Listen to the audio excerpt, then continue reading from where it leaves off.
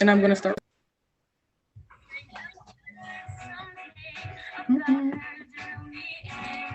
Yes. Hello, new people coming in.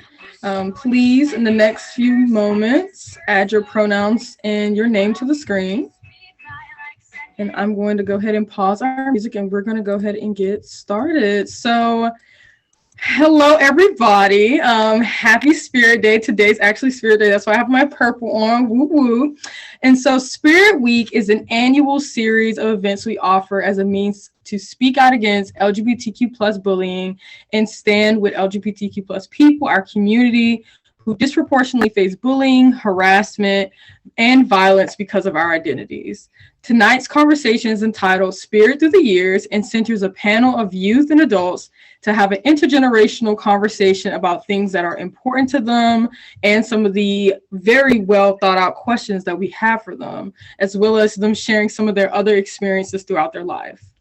The larger goal is to begin to break down some of the harmful ways folks are stereotyped on age and generation and explore commonalities and values and broad life lessons learned. We ask audience members to remain on mute. You can definitely give supportive comments in the chat. We love emojis. We love people saying, yes, that's a good comment. We love connecting it with your own lived experiences. We also encourage you to pay attention to discussion questions and panelist responses. And we want you to just be present in the space. Grab water, snacks, whatever you need. We love snacks here. Please show everyone support and respect. And we expect this event to last around an hour. And we may have time at the end for some audience questions. And I will go ahead and introduce myself. My name is Cora Webb. I work at We Are Family as the program director. And I use any pronouns, and I will pass it on to my co-host. Hey, thanks, Cora. So I'm Ellie. My pronouns are she, her. And I'm going to be the leader for tonight because I'm 22 and I am trans. So I'm perfectly in the middle of not young and not yet old. So without a further ado, let's have the panelists introduce themselves. So Erin, if you want to go first and introduce yourself. Hello, I'm Erin. I use she, her pronouns, and I love dogs. Very important. Okay, we got a dog lover out here.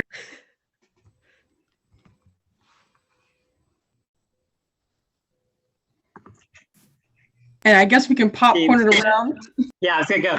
Gabrielle, if you want to go next on the.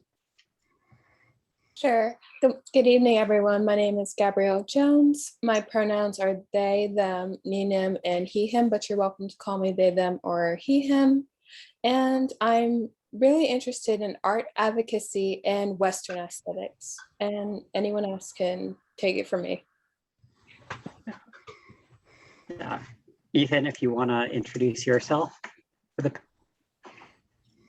Hi, I'm Ethan McCall, and I use he, him pronouns, and I'm trans. And something interesting about me is that I actually enjoy helping people in need. Very good.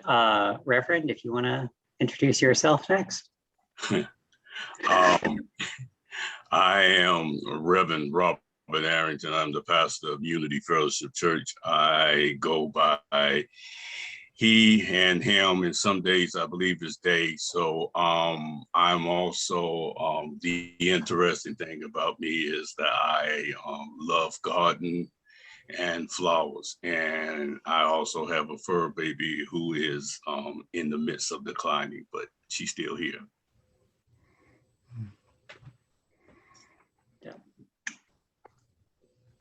And then last but not least, Dick, if you want to introduce yourself. My name is Dick Latham. I am he, him. I am the program coordinator for Child and Youth Studies at Trident Technical College. I just figured out a couple of days ago that I've been teaching for 35 years. So I guess I'm kind of like, whoa, on the older side here. I do a lot of theater. Community theater. I'm currently in a production of Wait Until Dark, terrorizing a little blind girl. So that's about That's all. That's me.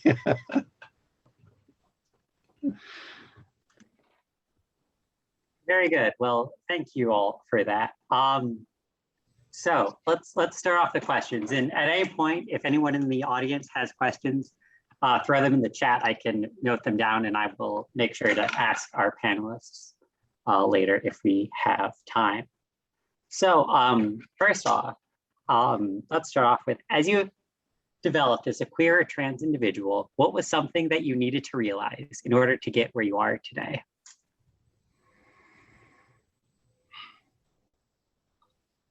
I can start off. Yeah. I realized it is a-okay to be bisexual. When I was younger, I had a lot of people say you need to choose a side, that you can either be lesbian or gay, you cannot be bisexual.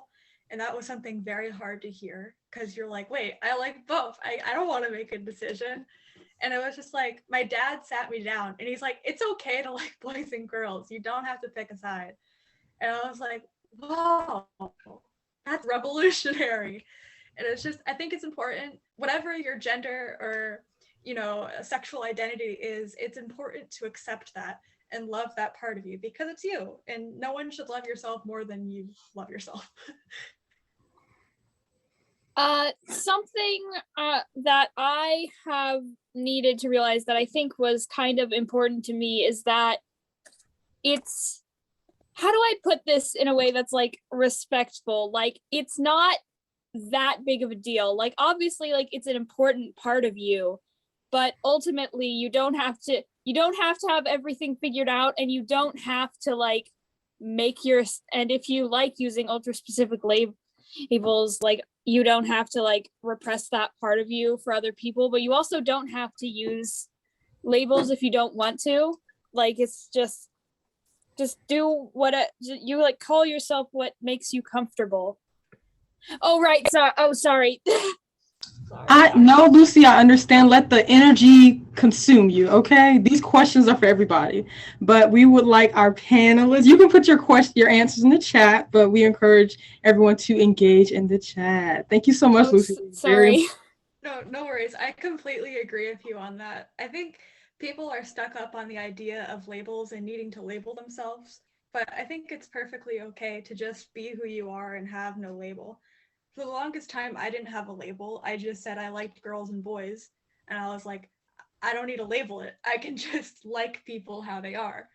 And that like really helped a lot when I was trying to force myself into a label, but I realized that's not the right way to go. It's just, you should feel however natural feelings you are going through, and you should just let it happen, and just, you don't need to label it, just let it happen.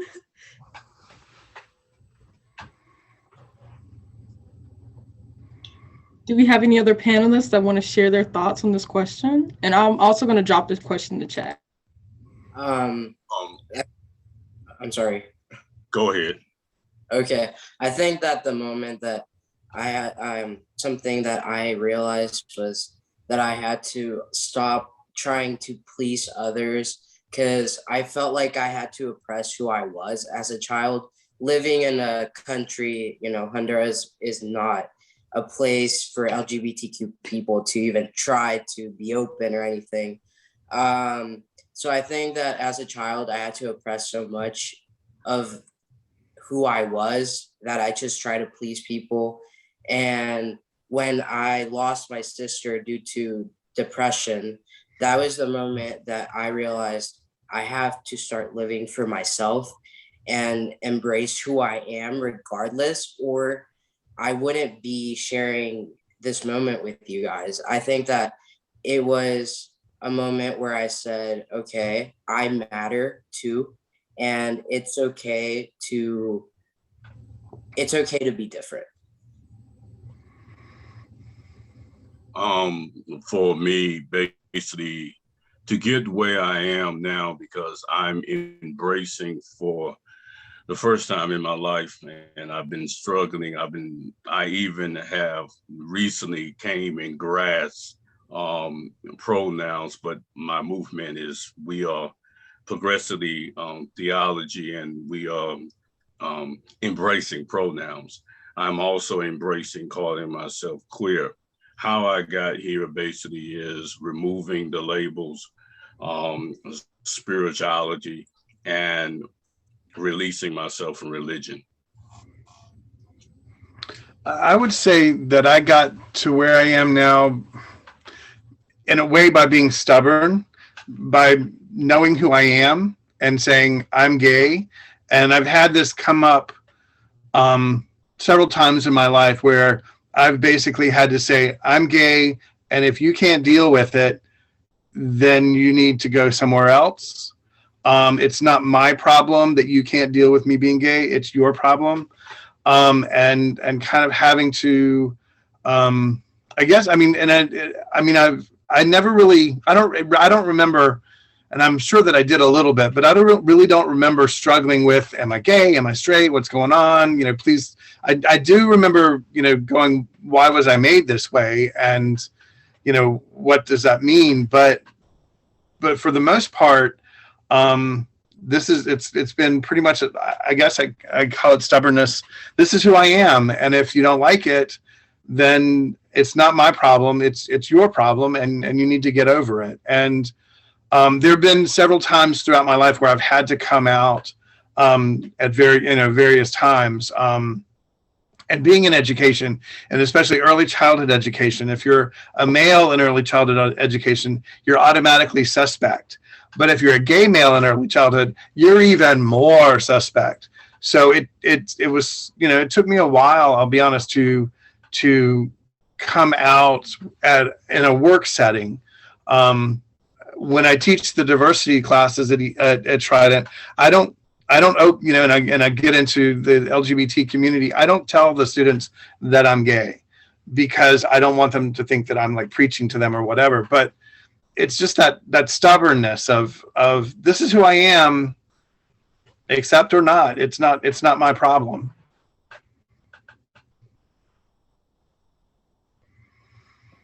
I really like the idea of you making the stubbornness a part of your personality. And over the years, as a queer and trans person, I feel like I've adopted this stubbornness and ideology, if you will.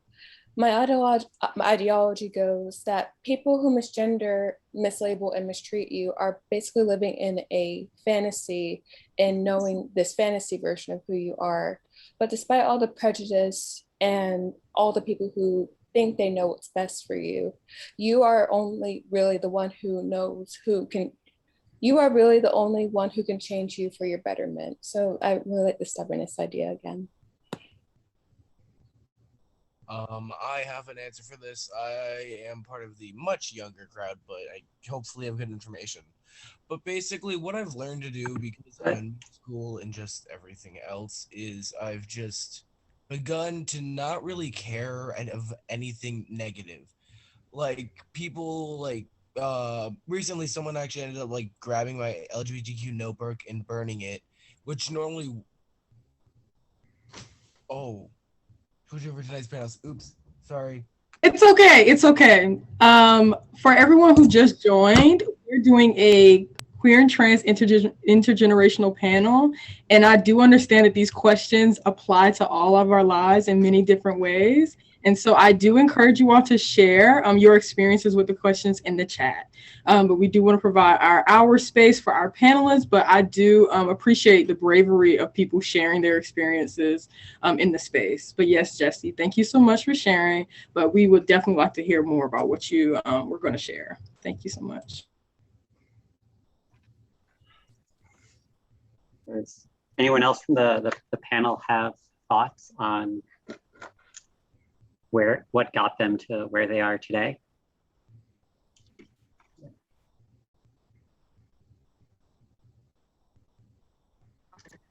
Well then, moving on.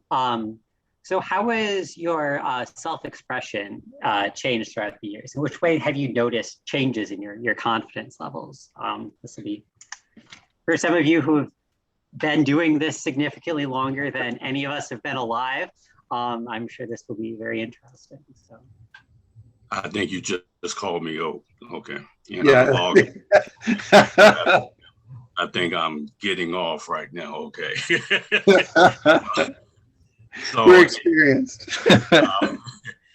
But I'll go ahead. Basically is my expression has been very difficult. I was raised Pentecostal, and I had a very religious mother and an abusive father. So my expression was subtain, was not welcome to express myself. Very damaging to me, low self-esteem, low self-worth. And it took years of personal work, therapy, and walking away from my family for a couple of years to be who I am. My expression was very much controlled by the church to the point I even married a female, which that didn't last long. Thank you, Jesus. And so basically, to get where I'm at right now, I had to let go of all the old tapes and the abuse from my father, and also the pastor sending me to hell and everything else. And it was also very hard at me to be queer. At 8 years old, I knew that I was called to ministry. So it was very hard, and I had to end up fighting the Missionary Baptist Church for 6 years to be ordained as a gay person, and that's an interesting story. So my expression basically evolved throughout my many decades of life, and I won't say how old I am because you really would tell somebody I'm old. Anyway, all right.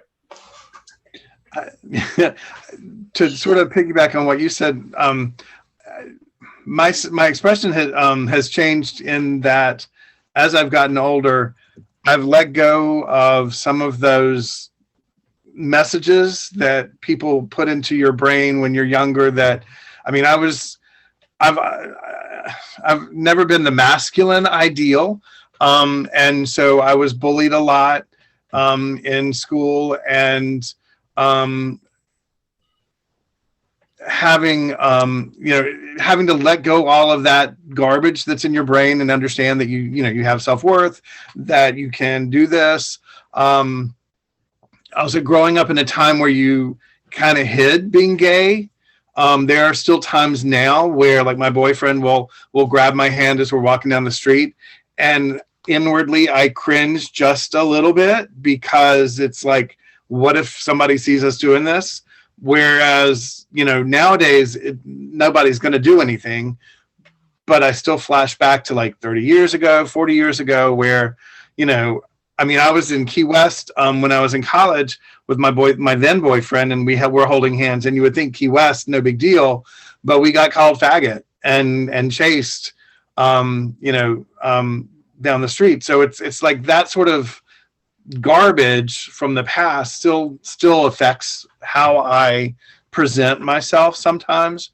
If I'm in a situation where I feel like is really professional, and I've got to present a professional facade, it's like, in my mind sometimes, am I being gay? Am I showing that? Are they going to be able to tell? Am I being too big, campy, or whatever, that kind of thing. So those things that people say about you or to you when you're young, they still affect you on down the road.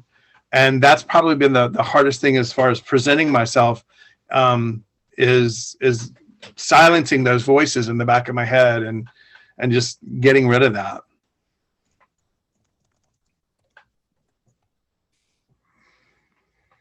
Yeah, I think that's. Oh, sorry, did I cut you off? If you want to go first. No, you can go ahead. You can go first. Okay, thank you. Okay, I think that's a very amazing thing, and I think it sucks that you have to feel like it isn't professional to be who you are. Like, no one should have to feel like they have to change who they are. You're professional if you're professional. Professional isn't something that's dictated by being whatever your gender or sexual identity is. And I'm sorry that you still have to go through that. And for anyone who has to go through that, where they feel like they have to suppress who they are to come across as a more idealized person, I remember when I first started liking girls, I was like 10, and I Googled on my dad's iPad, can girls like girls? And I got a Yahoo ask that said no. And I was crushed. I was destroyed. I remember just being so angry at myself and so hateful at myself. I would go to bed and I would chant at myself that I am wrong, I am awful, I'm going to hell, I'm going to die. I was like 10 and I'm like, why am I going through this? And I was just like, people, when you're young, stuff impacts you very easily. And just seeing the simple statement of it is not okay for girls to like girls hit me. And I grew up very shy and I never truly loved who I was because I wasn't able to accept who I was. And then I decided, you know what? I'm going to do something crazy. I'm just going to say, it's okay that I am how I am.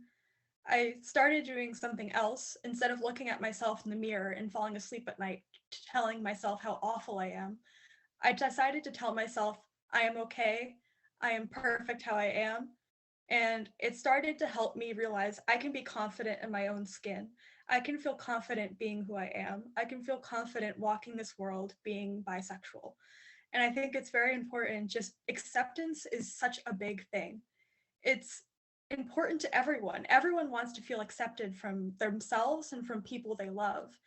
And it's awful when someone says, I do not accept you for how you are. I've had friends leave me and say, if you like girls, you must like me, and you're gonna do something bad to me. And I'm just like, I'm 12.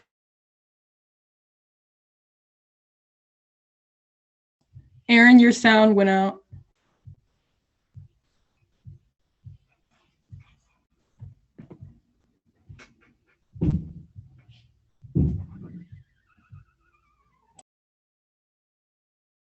Awful that kids have to grow up feeling like they have to hate themselves. And I think, like, it's amazing to see media is starting to have more LGBT plus representation. And that's so important because then a kid can feel like that's me and I can express myself. I can dress up as this character for Halloween and have an amazing time. And I think it's just amazing that we're becoming more accepting. And I know it's not always going to be accepting, but just that little bit of acceptance that you can get from yourself or you can get from media that appreciates you, I think is very important.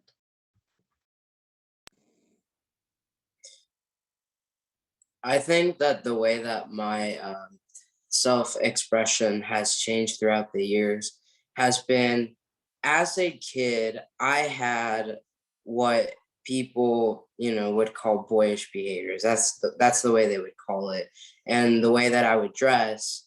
And my mom always has allowed me to be myself. But I grew up being raised by multiple people just because my mom is in the mission field. And so she had, a lot of things going on.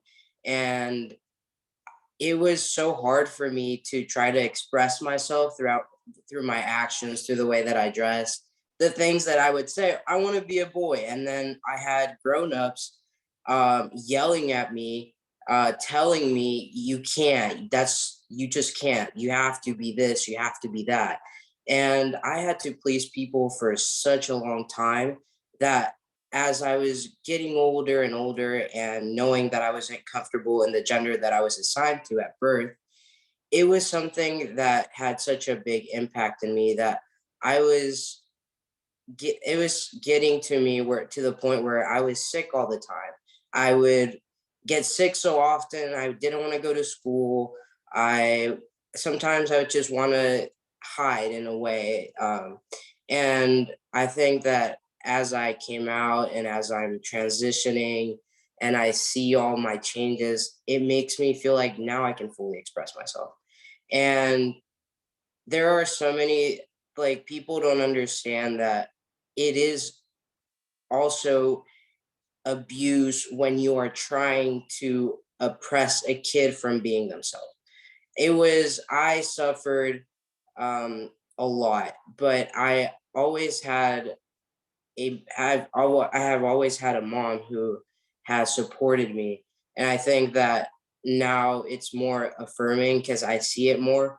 But growing up, having so many people take care of you and try to change you, it was very complicated. And now I just feel free in a way.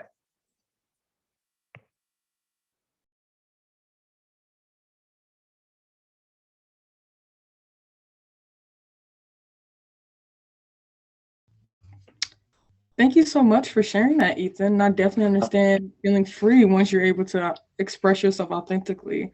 Do any other panelists want to share their experiences with that question? Okay.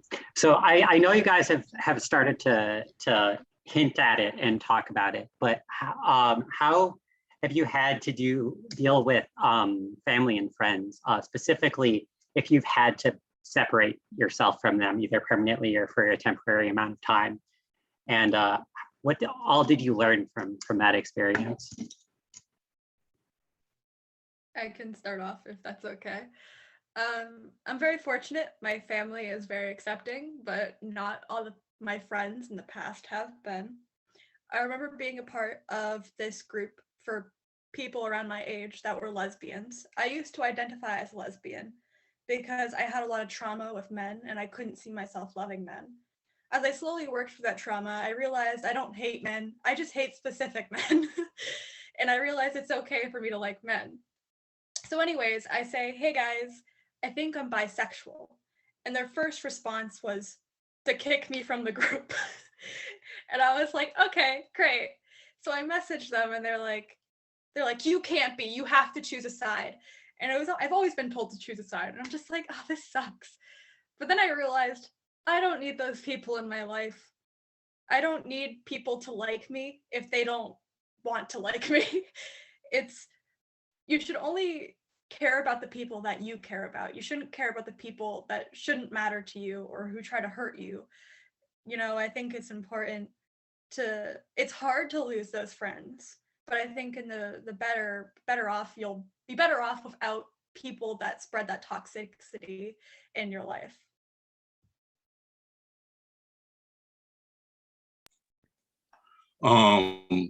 As I kind of said that already, is that after my marriage was over with and I basically, for a brief, my wife was pregnant, but she lost the babies in the 6 months.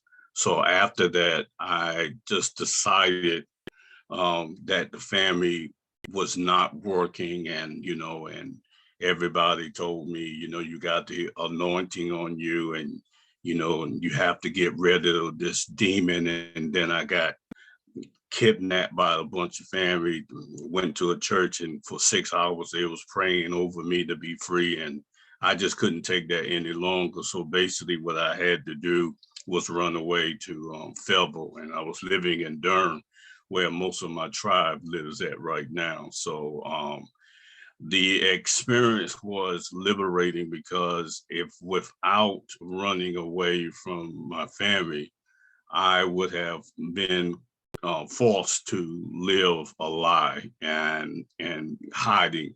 My family is just like any African American family. What stays in the house stays in the house. And with me, I was the odd one. Nothing is.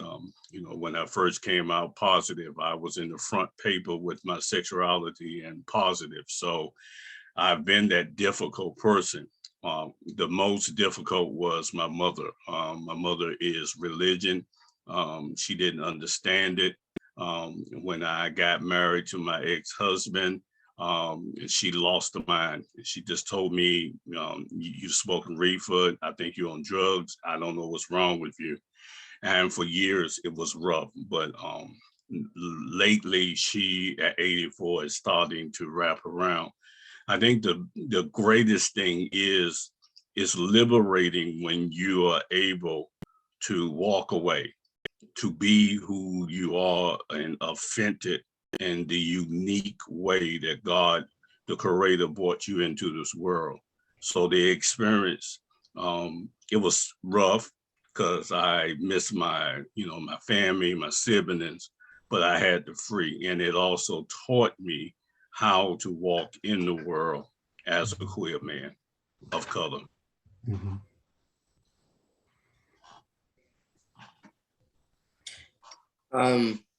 I have had to separate from friends and family because it's like, I grew up in Honduras, and it's just not a thing because it's just a very conservative country. I cannot change the way they think.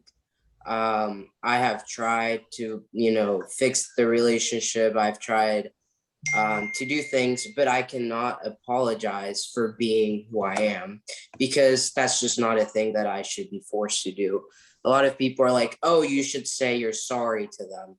I am not sorry because I had to put myself first. I had to allow myself to be important because if I don't take care of myself, then who is going to?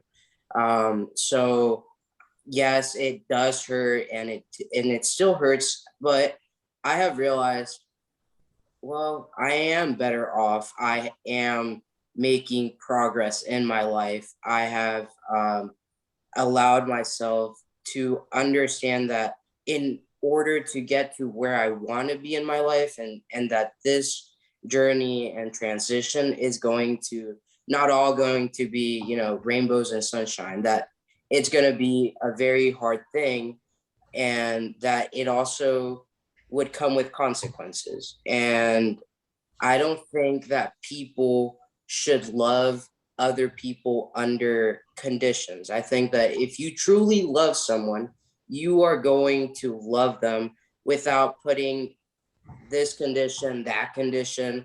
Well, I love you, but I hate what you're doing. Well, that means you don't realize you're not realizing that you don't love me. You love me and you want me to be who you imagine or who you picture, but I cannot be that. I have to be myself. I have to be free. I cannot be a prisoner to my own life. It's like before coming out, I felt like I was a prisoner. I felt like I had to act a certain way, be the perfect child. I was honor roll student. I was the kid that everyone in my mom's ministry admired because I have a passion for helping people.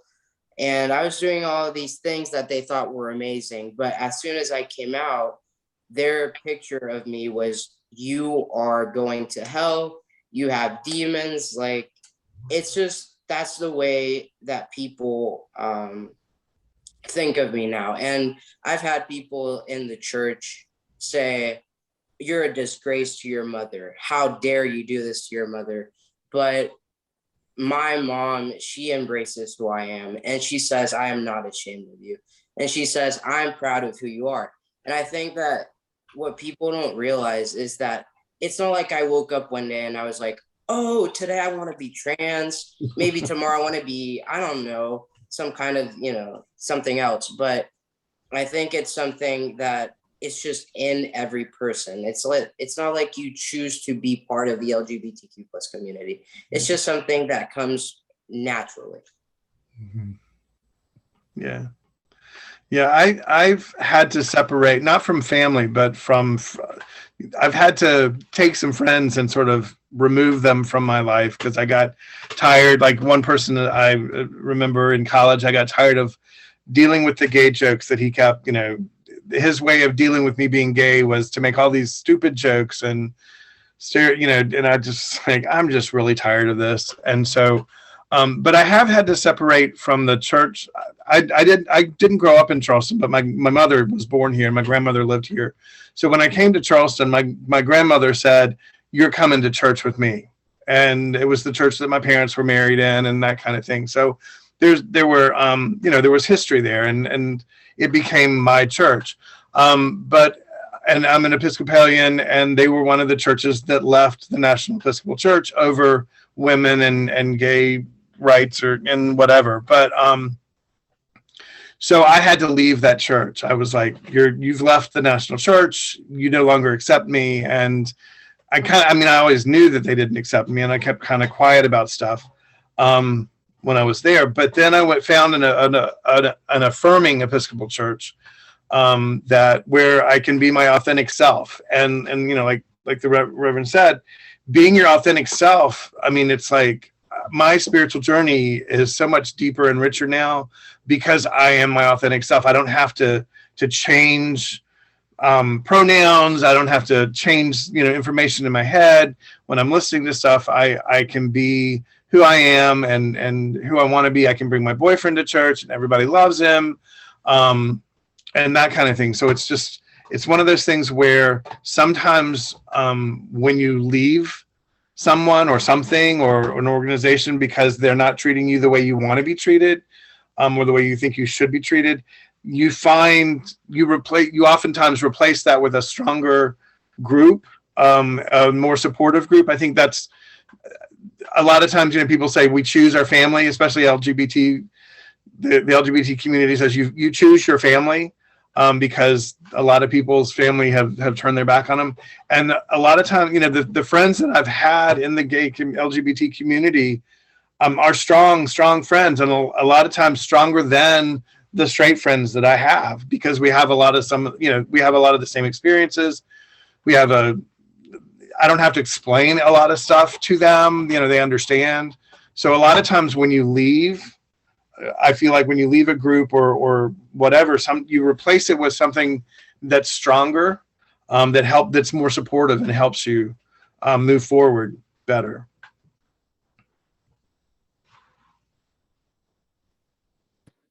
Very briefly, I wanted to express my deep respect for all my fellow panelists this evening, and it's honestly heartened me to share a bit about how I feel about this question.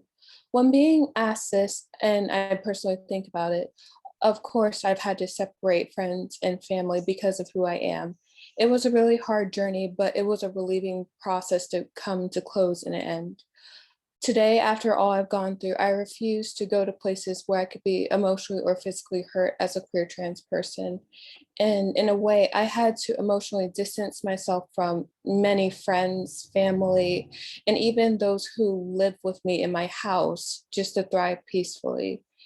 Distancing myself from people was what allowed me to see the fallacy behind the unconditional love that many tried to give me throughout my life.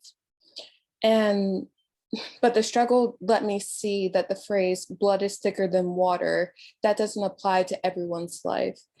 Like Dick said before, it's okay to love your chosen family members the way you do and develop healthier friendship beyond what you have, because you deserve to be happy and free. Yeah, all very insightful. So you all have touched on, or some of you have touched on influences of religion on your identities and your identity's influence on religion. So how did your self-love persevere through the influence either of your religion on your identities or the other way around?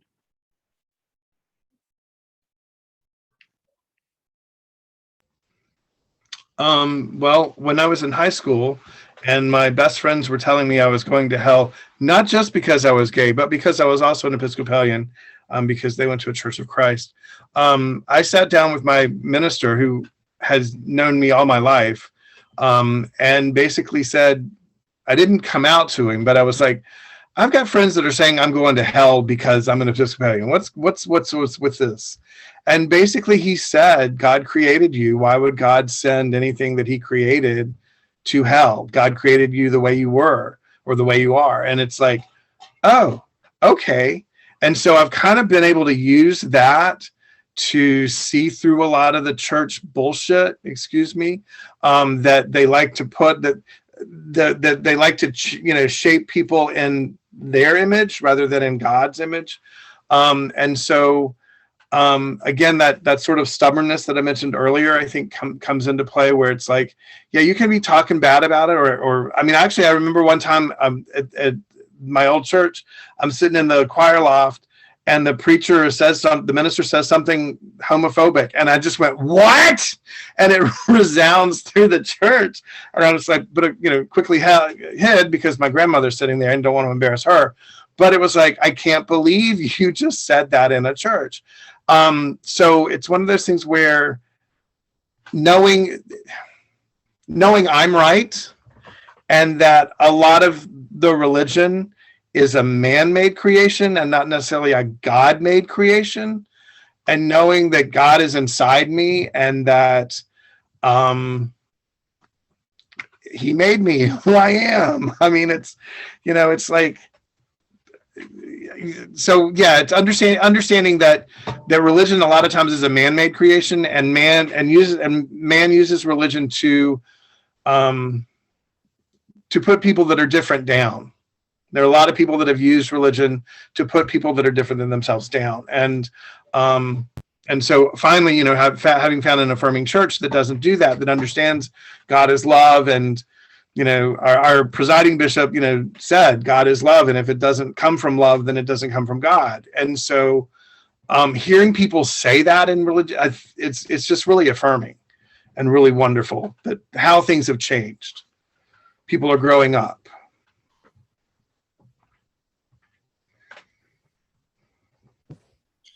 I would like to say that religion, it kind of didn't go so well for me because it was like a very negative thing.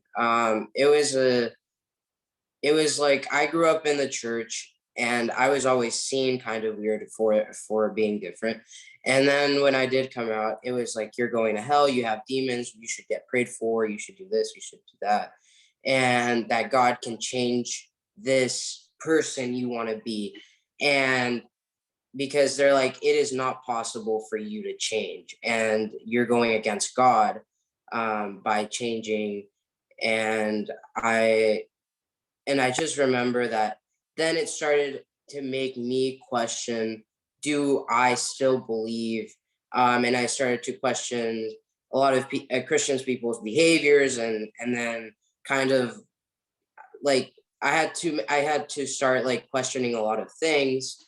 And I think that the church itself pushes a lot of young or older LGBTQ plus members away from God. They're not trying to bring people in. They're trying to make it seem like being LGBTQ plus is a shame for God. It's like they try to make you feel like you're a mistake, or that you shouldn't exist, or that if you want to be part of the church or be a Christian, they have so many standards, right? And it's like it just puts a bad image on the church. And I don't know, I personally have just separated myself from church and God at the same time, just because I'm very hurt by all of it. And I think that people are always inviting me to church and all these things, but the way that a lot of churches preach is like very directly against LGBTQ plus people. That why would I want to go and sit down in a church where I am looked down on, where I am criticized, where I am judged? So I just rather stay home and just exist, because I shouldn't have to try to hide myself or stay quiet, because I have a voice. And I think that I like to be honest, and I like to give people my opinions, and I like to speak out, because I've always thought that the ones who can should be the voice to the voiceless, because there are a lot of people that cannot speak out, that cannot defend themselves, because they are not safe enough to do so. So if there is someone that can, that they should stand up for those that can't.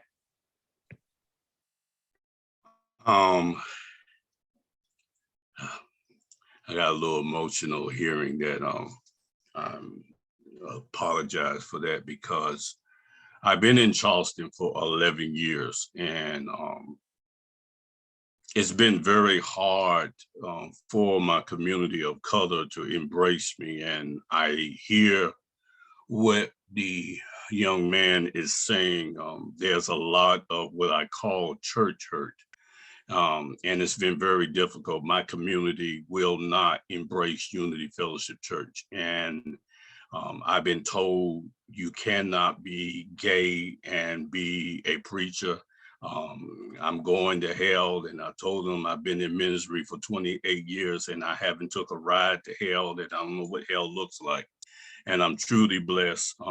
And so for me, this is a very interesting, and I don't want to go on a tangent, but I had to go to the place that was hurt against me, which was the Bible.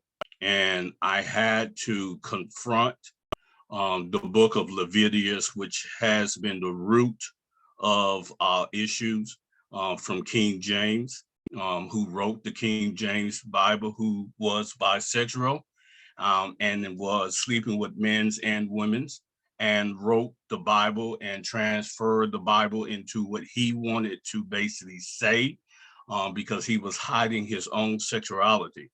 And, the Bible says, a man should not lay, but that's not the right terminology. Lay in Latin means sex. So my challenge to people was, where do in the Bible says that I cannot love a man? Because sex and love is not the same.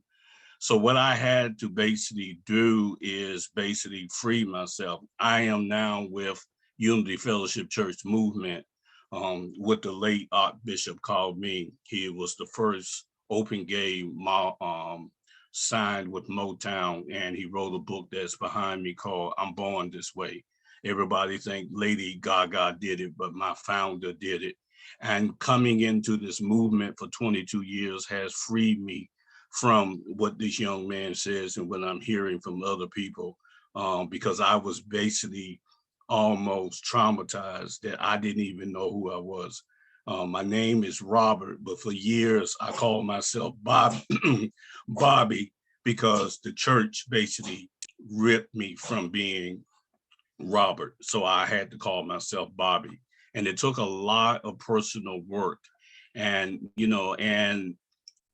finding the God of my own understanding was powerful. I had to basically see God new. I see God as mother and father. And I also think I'm a little too radical and a little bit too much for Charleston, because Charleston is a place where people will stay in their traditional church because their mama's there and their grandmama's there and they got married there. And so trying to get people to come is very hard. But one thing that I had to free myself, because I was almost at suicide. With my wife, I turned into a drug user. I was smoking like $200 worth of reefer a week. I started drinking almost 2/5 of liquor just to be with my wife. When we had relations or sex, whatever you want to call it, I took a shower for 40 minutes because I felt that I was raped. The abuse was hard, but now at my age, and I'm not saying my age, I'm free. I am free totally to be who I am. I am the image of God, and one of our things that our Archbishop gave is God is love and love is for everyone. And that's what saved me, was that love. And it took me years to brace, get those old tapes out of my head and become the man that I know that I am. And, I don't have problems. I show up, and some of y'all is because I used to be on the board of We as Family, and I used to show up a little bit more. I come as Robert. If I feel like I want to twist that day, hell, I just twist, and if I want to be manly, that's who I am, because I'm never again allow religion, my family, or anyone else to dictate who I am. I think one of the hard points about religion is that it's always this message. Aaron, your sound went out.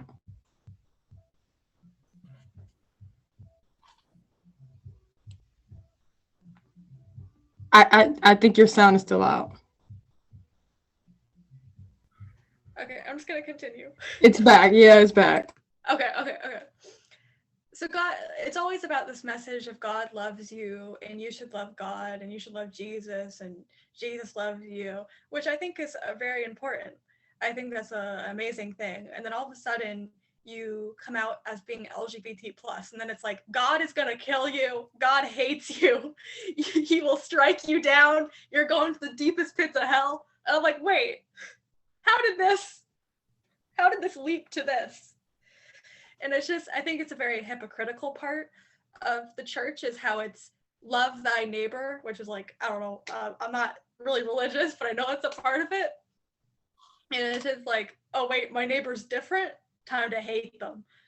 But if you are so true to your religion, then you should agree with that God loves everyone. You should agree with that God loves you for just how you are. God made you a certain way, and maybe that way means you're going off a little bit the beaten path.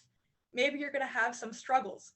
God, you can just say God gave you the struggles to better you as a person, to make you how you are. I mean, I'm not religious. I don't believe in God, but I think it's a wonderful thing for people who do and who take those core messages and use them for good, but not bad.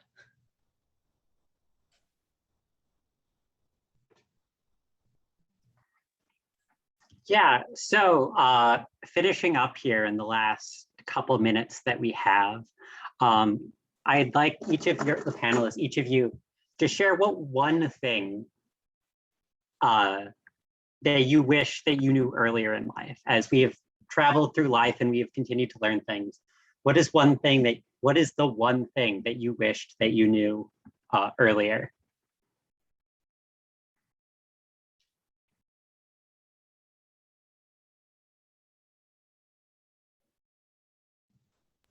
I'm just gonna.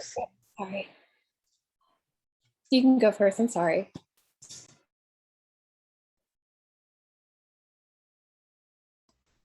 Gabrielle, do you want to go? I'm sorry. I thought someone had spoken and I had spoken over them. I think it's okay if you go. Alrighty. Sorry about that. I think one thing that I really wish I knew when I was younger was that when I was very young and vulnerable, I wish I knew how to defend myself. Coming from a religious background and being taken advantage of as a queer trans youth. And another thing tied to that, I wish I knew that love and support, especially from family and friends that I could trust, I wish I knew it was more conditional than most would like to suggest.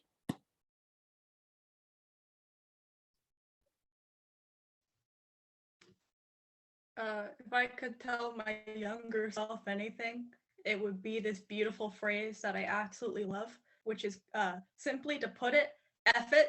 I'm not going to say the swear word, but it's a beautiful message that my dad taught me, and it's to say F it and put up the middle finger.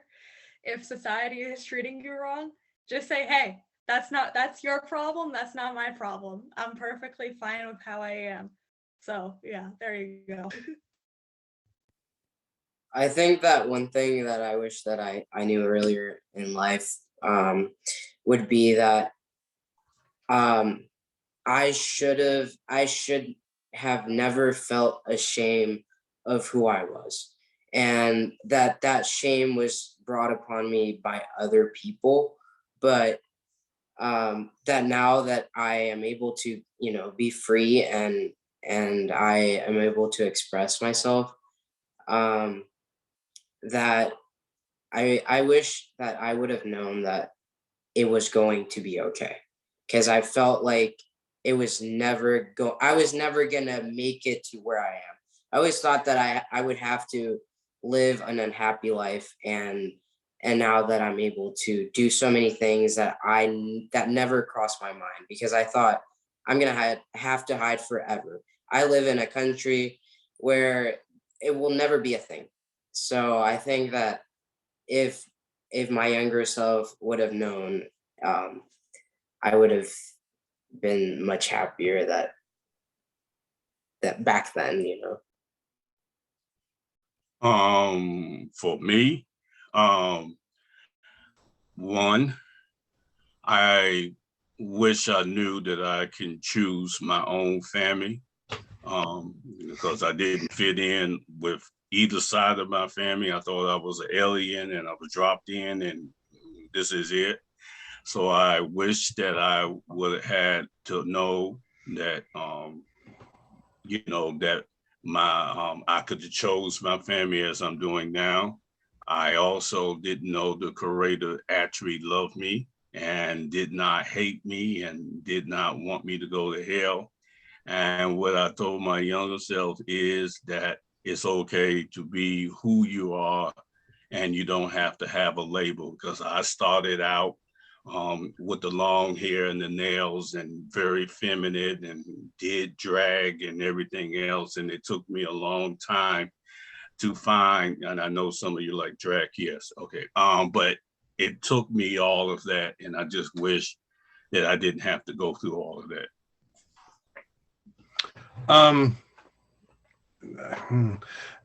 My dad actually told me something when right before I left for college. He asked me if I thought I was gay, and I answered the question wrong. I said yes. I should have said no. I know I'm gay, but I said yes, which means there was still a little bit of wiggle room that his number one son may not be gay. And so my dad said, well, that's fine. We love you, but be careful of the relationships that you build with people, because you don't want a bad relationship to follow you for the rest of you. You know, what you do when you're young will follow you for the rest of your life if you make major mistakes. And I didn't make a major mistake until I was, until about 20 years ago. And then I was with the wrong person. And part of the reason that I was with the wrong person was I was afraid to be alone. I was in my whatevers and mid 40s and going, this is like, I'm old and I'm by myself. I'm sort of the stereotypical old gay man by myself. I might as well just get, lots of dogs and cats and do that. And I was scared to be alone. So I allowed the wrong person in my life. And it was a hurricane for 5 years. I came out on the other side okay, but I wish I had, listened to that good advice that I'd gotten, so that I may not have had 5 years of turmoil and stress. Although things came, I came out on the other side even better. So I don't know what I would be like if I hadn't had that. But, that's the kind of thing. It's like knowing that it's okay to be alone, and it's better to be alone than with the wrong person, is something that I wish I could have told my younger self.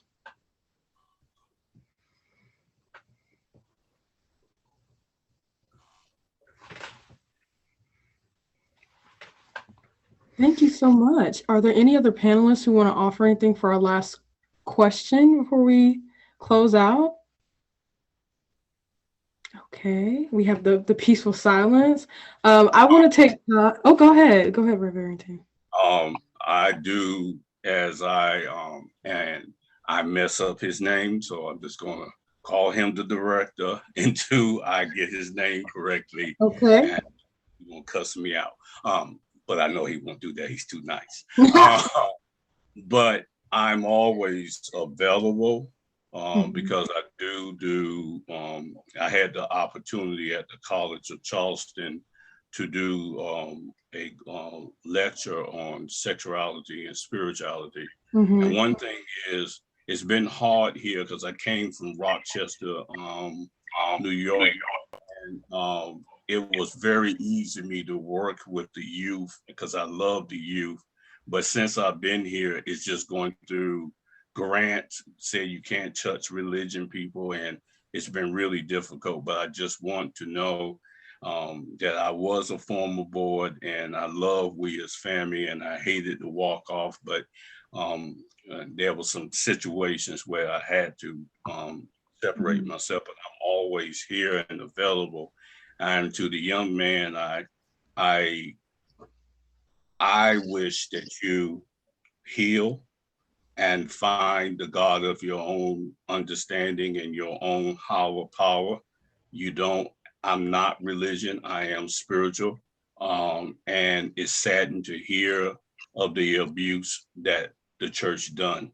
But if I, at my age, can free myself, you can also. Yes. Yes, that was beautiful, Rev Arrington. Thank you so much for extending yourself once again to our community. And before the night is out, I would just like to thank everyone for sharing their insight, experiences, and their hearts tonight with us for this Spirit Week panel. So I just want to do a clap. Y'all can definitely share that in the chat, and also take yourself off mute if you want to do a whoop whoop for our panelists. Thank you so much. Ultimately, the lesson that we learned here tonight, we learned many lessons as people shared many gems on their journeys.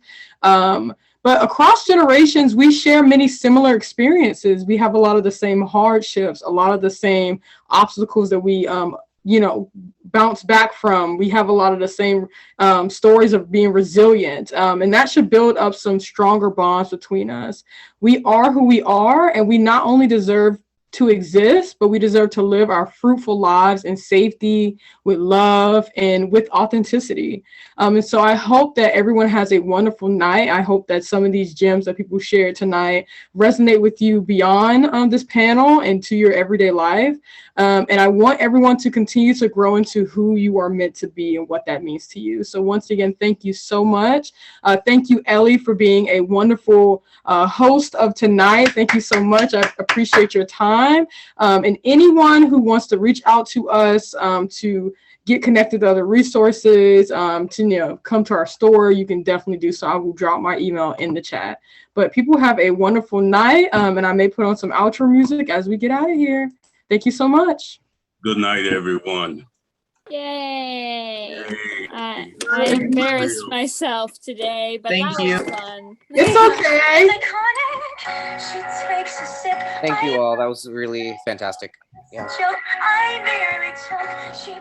Good night, beautiful. Thank you for allowing me to be here. Yeah, thanks for the invitation. I enjoyed it. Thanks.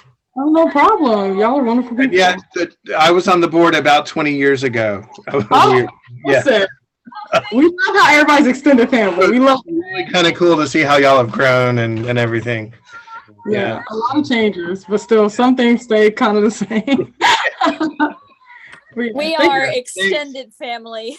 Right? No, for real. And listen, you didn't embarrass yourself. I think, I love how people wanted to engage in the conversation regardless. And so that's what embarrassing got is excitement. I'm glad that you were able to come and join us tonight. I really appreciate your presence. Thank you. Yay. Good night, people. Good night. Thanks again. No problem. Good night. Thank you, Ellie. Laura, thank you. This was fantastic. No problem. Boom. There we go. Easy. Let me stop sharing. Yeah, it was great. Let me stop.